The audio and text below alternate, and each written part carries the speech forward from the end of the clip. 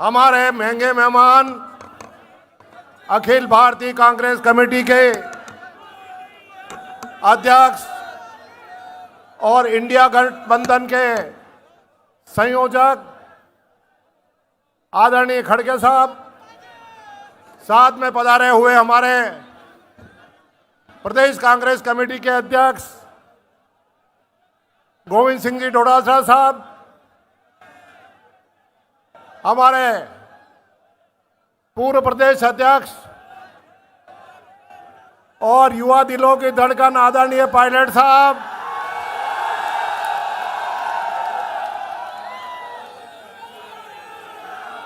हमारे इस संसदीय क्षेत्र के एकमात्र विधायक भाई पुष्कर जी डांगी साहब, हमारे जिला कांग्रेस कमेटी के अध्यक्ष बेरूलाल जी, प्रतापगढ़ जिला कांग्रेस अध्यक्ष भानु प्रताप जी, उदयपुर जिला अध्यक्ष चौधरी साहब, हमारे पूर्व विधायक जाड़ावत साहब, प्रीति जी सक्तावत, राजेंद्र सिंह जी विदुड़ी, शंकरलाल जी बेरवा, बड़ी सादड़ी के प्रत्याशी रहे भाई बद्री जी डेयरी चेयरमैन, उपस्थित सभी ब्लॉक कांग्रेस कमेटी के अध्यक्ष, मंडल अध्यक्ष, अग्रिम संगठनों के अध्यक्ष और हमारे प्रिय हमारे मेहमान आदरणीय दिलीप सिंह जी गुजर, पूर्व विधायक और लोकसभा क्षेत्र मंदसौर के प्रत्याशी भी आज हमारे बीच में आए हैं। आप सबका स्वागत करते हुए बड़ी प्रसन्नता हो रही है। ये जोश और उत्साह निसंदेह नए आयाम खिलाएगा, ऐसा मुझे अनुभव हो रहा है। कार्यकर्ताओं का जोश देखते बन रहा है। पार्टी ने मुझे प्रत्याशी बनाया है। मैंने मना किया था कि अब की बार किन्हीं युवाओं को चांस देना चाहिए, लेकिन पार्टी ने जब मुझे टिकट दिया और मैं गंगरा टोल पे आया तो पूरे संसदीय क्षेत्र के कार्यकर्ताओं ने जो हौसला मेरा बढ़ाया, उस बात को देख करके मैंने कह दिया था कि आई एम युवा। बाकी और जब हमारे ऑल इंडिया कांग्रेस अध्यक्ष जी इस उम्र में 42 साल की उम्र में युवा है, तो उदयलाल आजना कैसे पीछे रहेगा। निसंदेह खड़गे साहब के आने से एक अलग माहौल बन रहा है और खड़गे साहब जहां भी जाते हैं वो सीट जीती जाती है, इसमें कोई दो राय नहीं है। ये अभी हमें प्रत्यक्ष रूप से पुष्कर जी डांगी कह रहे थे। पुष्कर जी डांगी ने कहा खड़गे साहब मेरे यहाँ आए थे, मैं अकेला एकमात्र जीता हूँ, तो आज मेरा नामांकन करने आए, तो ये तो रास्ता आपने प्रशस्त कर ही दिया मेरे लिए। अब युवा साथी और किसानों को जोर लगाना है। खड़गे साहब बड़ी मुश्किल से समय निकाल करके आज इस चित्तौड़ की धरा पर हमारे बीच में पधारे हैं और हमारे दोनों युवा डोडासरा साहब और पायलट साहब भी साथ में आए हैं। इससे ज़्यादा और क्या आपके लिए करें। निसंदेह आप साथियों से यही निवेदन है कि आप काम करें। अपन स्टेटमेंट जो आ रहे हैं अखबारों में नहीं कह रहे, राष्ट्रीय मुद्दों के लिए तो हमारे नेता राहुल गांधी कन्याकुमारी से कश्मीर तक और राष्ट्रीय मुद्दों पर लड़ने वाले तो हमारे राष्ट्रीय नेता बैठे हैं। मैं तो केवल स्थानीय मुद्दों पे बात करूंगा। मैं तो आपसे ये निवेदन करना चाहता हूं कि मैं लड़ाई लड़ रहा हूं, किसानों की लड़ाई लड़ रहा हूं और मैं आपका भाई हूं। अब निर्णय आपको करना है। आपने जसवंत सिंह जी के सामने भी एक किसान समझकर मुझे जिताया था और आज वो की वो समस्या हो रही है और वो का वो उत्साह आज भी देखने को मिल रहा है। जो माहौल उस समय 98 में जसवंत सिंह जी के सामने लड़ते समय था, वो की वो ताकत आज दिखाई दे रही थी। यही माहौल उस समय था।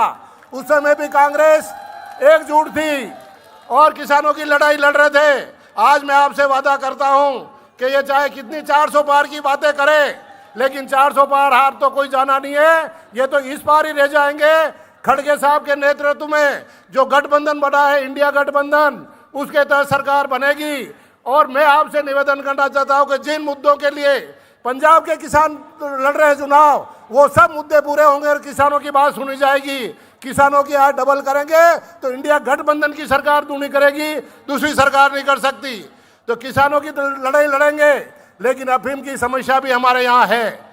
अफीम किसानों की समस्या बहुत बड़ी समस्या इसलिए है कि पूरे हिंदुस्तान में केवल मध्य प्रदेश के मंदसौर और नीमच में और राजस्थान के चित्तौड़ और प्रतापगढ़ में ही अफीम की पैदा होती है। और हम दोनों प्रत्याशी यहाँ इस मंच पर बैठे हुए हैं। दोनों प्रत्याशी इस समस्या के लिए बराबर जूझेंगे, क्योंकि अफीम नीति जो बनती है उसमें इस क्षेत्र के सांसद भी प्रतिनिधि होते हैं। अगर प्रतिनिधि के रूप में आपने वहां भेजा तो अफीम किसानों की समस्या हम दोनों भाई मजबूती के साथ लड़ेंगे, ये निवेदन करना चाहता हूं।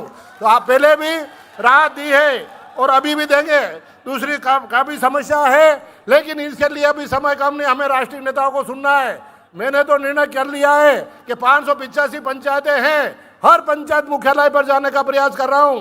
जो अपनी बातें तो पंचायत मुख्यालय पर करता रहूंगा, लेकिन आप 11 बजे से यहाँ बैठे हुए हैं, ज़्यादा लंबा बोलूँगा तो हमारे राष्ट्रीय नेताओं को सुनना बाकी रह जाएगा, इसलिए मैं ज़्यादा बात नहीं कह रहा हूँ। लेकिन ये जरूर कहना चाहता हूँ कि निसंदेह समर्थन मूल्य पे खरीद होनी चाहिए। आज सरसों का भाव 5600 रुपये है और बाजार में 4700 रुपये में सरसों बिक रही है। 1200 रुपये का नुकसान एक कुंटल पर हो रहा है। लेकिन आज दिन तक सरकार की आंखें नहीं खुली है, गेहूँ समर्थन मूल्य पे खरीदे नहीं जा रहे हैं। इसलिए जब तक किसानों की सरकार नहीं आएगी, जब तक किसानों का भला नहीं हो सकता। वादे मोदी जी ने खूब किए, लेकिन एक भी वादा पूरा नहीं हुआ। नई गारंटियों की बात कर रहे हैं, लेकिन उस गारंटी का क्या हुआ जिसमें किसानों की आय दूनी करने की बात कही गई थी? उस वादे का क्या किया जिसने डीजल पेट्रोल सस्ते करने की बात कही गई थी? काले धन का क्या हुआ? मोदी जी वो गारंटी पहले पूरी करिए, फिर उसके बाद नई गारंटियों की बात करेंगे। राजस्थान में तो जो अशोक गहलोत सरकार की गारंटी थी और जिसमें एक परिवार को एक साल में 72,000 रुपए तक मिलते थे, उस गारंटी को चालू रखने की बात है। इसलिए आपसे निवेदन करना चाहता हूं कि अगर विधानसभा चुनाव में इस पार्टी को, भारतीय जनता पार्टी को झटका नहीं लगा तो हमारी कांग्रेस की जो योजना है सब बंद कर दी जाएगी और गरीब मारा मारा फिरेगा। इसलिए किसान साथियों से निवेदन करना चाहता हूं कि पूरी ताकत के साथ इस अभियान को सफल बनावें। और ज़्यादा लंबी बात कहने की अभी अब मुझे आवश्यकता नहीं है। मैं कितना बड़ा वक्ता हूं जो आप सब जानते हैं। आपका भाई हूं, आपके बीच में रहने वाला हूं। मैं चित्तौड़ का नेता हो सकता हूं, राष्ट्रीय नेता मैं नहीं हूं। हमारे तीनों नेता पधारे हुए हैं, उनको सुनेंगे। लेकिन एक बात जरूर कहूँगा, मतदान में 5% मतदान हर बूथ पर बढ़ना चाहिए विधानसभा से, तो चुनाव जीतेंगे। ये खुशी अपन ने खूब मना ली। आज आपने शानदार चर्चा कर दिया और इससे भारतीय जनता पार्टी की चूल्हे हिल जाएगी, क्योंकि 2 दिन पहले उनका नामांकन भी इसी जगह मीटिंग थी। ये आज ताकत जो आपने बताई है, इसकी वजह से निसंदेह या नरेंद्र मोदी या अमित शाह जरूर आएंगे। लेकिन आप बूथ मैनेजमेंट सही कर लेना। 5% मतदान जब तक नहीं बढ़ाएंगे, जब तक केवल नारे लगाने से कुछ नहीं होगा। इसलिए पूरी ताकत के साथ मतदान बढ़ाने की बात करिए। किसानों के काम उस समय कुछ भी नहीं है, खेती बाड़ी से हम पूर्ण रूप से फ्री हो गए हैं और अब शादी ब्याह भी निपट जाएंगे 24 तारीख तक। मैं आपको निवेदन करना चाहता हूं, पंजाब के 700 किसान मरे हैं, उनको श्रद्धांजलि देने के लिए 26 तारीख को मतदान आप करना और ऐतिहासिक मतदान करना, ताकि उन जिस मुद्दों के लिए वो किसान लड़ रहे थे वो नियम यहाँ लागू होंगे हिंदुस्तान में। यही निवेदन करना था। आप सब ने पधार कर जो शान शौकत बढ़ाई है और खड़गे साहब का स्वागत किया, पायलट साहब का स्वागत किया, टोडासा साहब का स्वागत किया, इसलिए बहुत बहुत आभार। एक बात कहना चाहता हूं, हमारे सीपी जोशी फार्म भरा, उस दिन उन्होंने कुछ आरोप लगाए। मैं उस मामले में कहना चाहता हूं, उन्होंने कहा कि उदयलाल जी 2 रुपये किलो में लेते थे और 100 रुपये में किलो में बेचते थे। तो मैं तो 1973 से डोडा पोस्ट का ठेकेदार था और सबकी सरकार में, भारतीय जनता पार्टी की सरकार में भी रहा और कांग्रेस की सरकार में भी रहा। और जब तक सरकार डोडा पोस्ट के ठेके पूरे राजस्थान में करती रही, जब तक उदयलाल का पूरे राजस्थान में भी कहीं कहीं थोड़ी बहुत पत्ती थी, लेकिन ठेकेदारी पूरी की है। तो मुनाफा कमाया है। 125 रुपये में डोडा चुरा लेके 250 में बेचा और खर्चा मुनाफा कमाया, इसमें कोई दो राय नहीं है। लेकिन मैं पूछना चाहता हूं कि 20,000 काश्तकार थे अफीम के और एक एक से 20-20 हज़ार रुपये लिए जा रहे थे। ऊपर से तस्करी के नाम पर 20 किलो डोडा चुरा लिया जाता था। 18 से पहले 13 से 18 के बीच में 40 करोड़ रुपए हर साल एकत्रित होते थे। उसमें सीपी जोशी की कितनी पाती थी, ये हिसाब उनको जरूर पूछ लेना, ये हिसाब जरूर पूछ लेना। इसके अलावा और ज़्यादा कोई पूछने की आवश्यकता नहीं है। दूसरी बात, हमारे भाई श्रीचंद जी ने ये कहा है कि मैंने उदयलाल जी को निपटा दिया। मैं आपसे निवेदन करना चाहता हूँ कि उदयलाल जी को तो श्रीचंद जी ने 1990 में भी निपटाया 7,000 वोटों से। निम्बाड़ा में उदयलाल को निपटाया था, लेकिन इसी निम्बाड़ा की जनता ने वापस 93 में 12,500 से इन्हीं श्रीचंद जी को हराया था। मैं निपटा नहीं सकता, जनता निपटा सकती है। जनता की ताकत निपटाती है, आदमी कुछ नहीं है लोकतंत्र में। और उसके बाद वापस इन्होंने मुझे 2003 में 900 वोटों से निपटाया था और 2008 में 38,000 से वापस मैंने नहीं, जनता ने निपटाया है। इसके बाद वापस इन्होंने मेरे को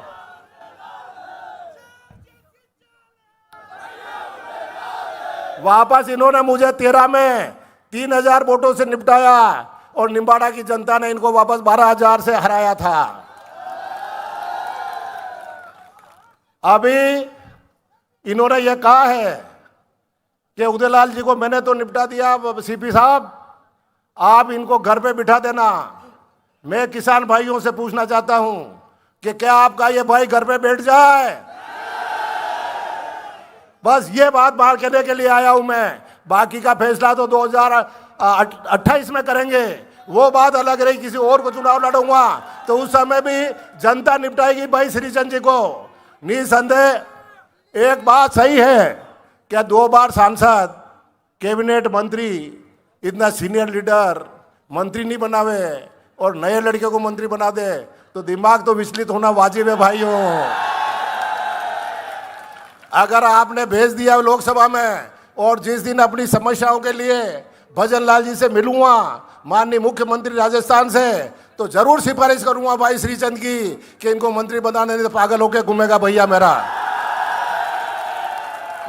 इस प्रकार से निपटाने का काम कोई आदमी नहीं कर सकता है, निपटाती तो जनता है। और जनता के मन में भाएंगे तो समर्थन मिलेगा, बाकी आदमी के कहने से कुछ नहीं हो सकता। इसलिए आपसे यही निवेदन है कि जिस जोश से आप मेरा नामांकन करने के लिए यहाँ आए हो, उसी जोश से मतदान करोगे। जब जाके अपन 5 साल तक किसानों की बात करेंगे और अगर एनडीए की सरकार नहीं बनी, इंडिया गठबंधन की सरकार नहीं बनी और किसानों को आंदोलन करना पड़ा, तो उदयलाल आजना पंजाब के शंभू बॉर्डर पर चित्तौड़ जिले का प्रतिनिधित्व करने के लिए वहीं बैठा रहेगा। लेकिन किसानों की समस्या के लिए कभी उदयलाल पीछे नहीं रहेगा, ये ध्यान रखना। सांवरिया सेठ की तो मेहरबानी है, आप सभी जानते हैं, उसकी कोई चिंता नहीं है, लेकिन आपके वोटों की आवश्यकता है। और वोट कई बाजार में पैसे से नहीं मिलते हैं, वो तो भावना से मिलते हैं, समर्थन से मिलते हैं, लगाव से मिलते हैं। और खड़गे साहब आशीर्वाद देने आए हैं तो जरूर वोट मिलेंगे। धन्यवाद, जय हिंद।